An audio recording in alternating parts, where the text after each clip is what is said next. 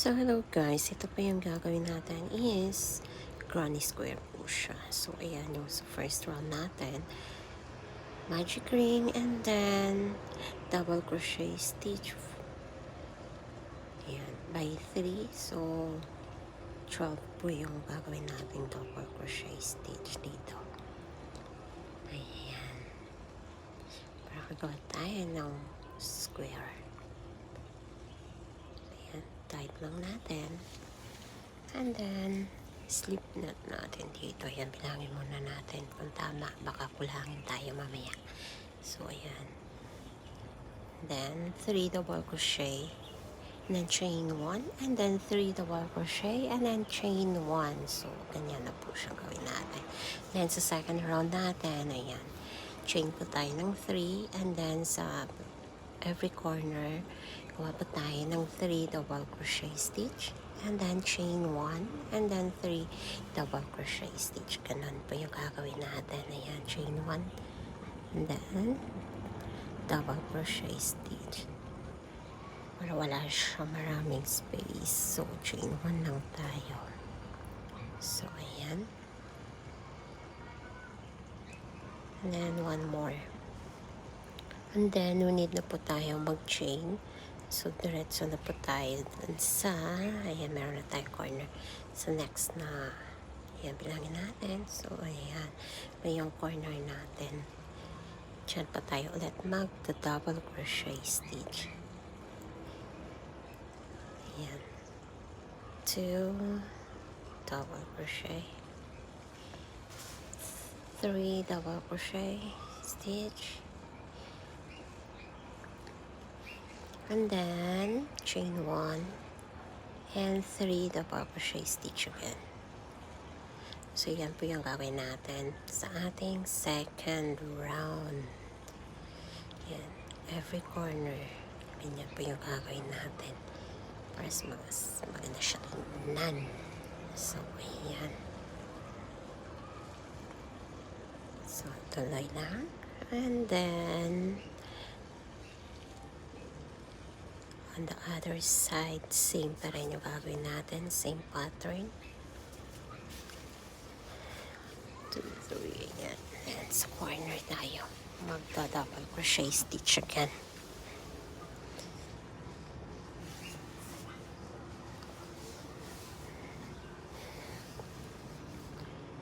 Para mas cute siya tingnan. So, ayan. One more double crochet. And then chain 1 and then 3 double crochet stitch again. Yarn over, put on 2 loops and then 2 loops, yarn over, and then again one more double crochet stitch. So sa last na part natin, sa last corner, so ito na yung last natin para sa ating second row. So, yan yung gagawin para mas maganda tingnan ang ating granny square. Yan. Pero, depende pa rin sa design na gusto nyo. Kasi pwede naman mag-chain 1 bago pumunta din sa kabila. Or chain 2. Yan. Pero sa akin, yan lang po yung ginawa ko para mas maiba naman siya. Ayan. And then, last double crochet. And then, we need to slip stitch. Yan, sa third chain. So, ayan yung ating second row para sa ating granny square. So, sa ating third row, nalagay tayo ng color white. Diyan pa tayo mag-start sa corner. So, double chain 3 po tayo dito ulit. 2, 3. And then, so sa corner, same pa rin yung gagawin natin. 3 double crochet. Wait, ayusin natin. 3 double crochet. And then, 1 more double crochet. Then, chain 1. And then, 3 double crochet stitch again. So, ayan guys. continue natin. So, ayan guys. So, sa next na stitch natin. So, one more double crochet stitch. And then, sa next na space guys. Ayan. No need chain na siya. So, double crochet stitch na tayo sa next na space. 3 double crochet stitch pa yung gagawin natin.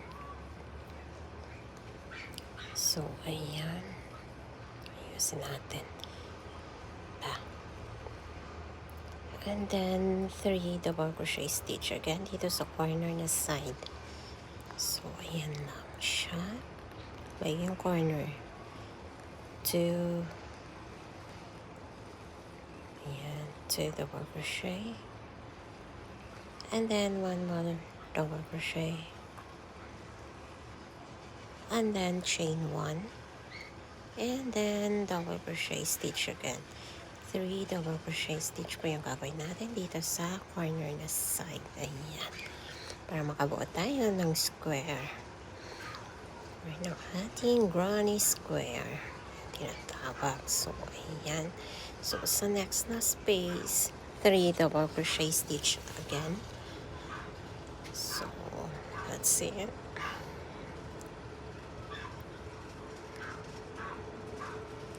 Yan, o, diba? Ang ganda.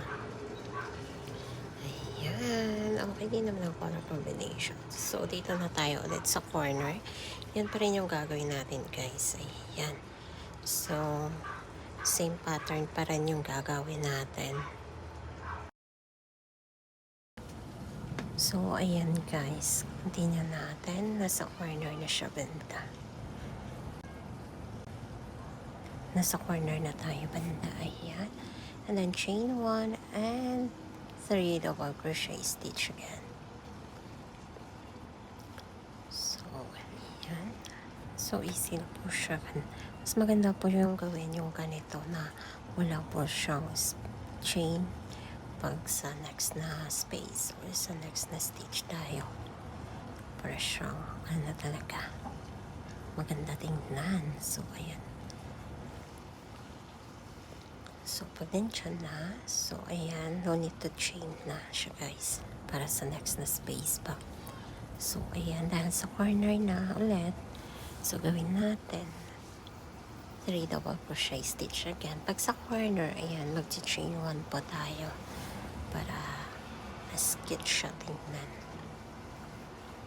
Ayan. So, yarn over, and then double crochet stitch again tayo. So, one more. So, ayan. Ang ganda. Malapit nang matapos. So, dito yung last is 3 double crochet stitch again. So, ayan. Mas cute siya tingnan pag wala siyang space. Ayan. O, diba? Siksik na siksik yung ating granny square. So, ayan. Slip stitch po tayo dito. Diyan na tayo, slip stitch, ayan. Tapos na ang ating round 3 sa ating granny square. Thanks for watching.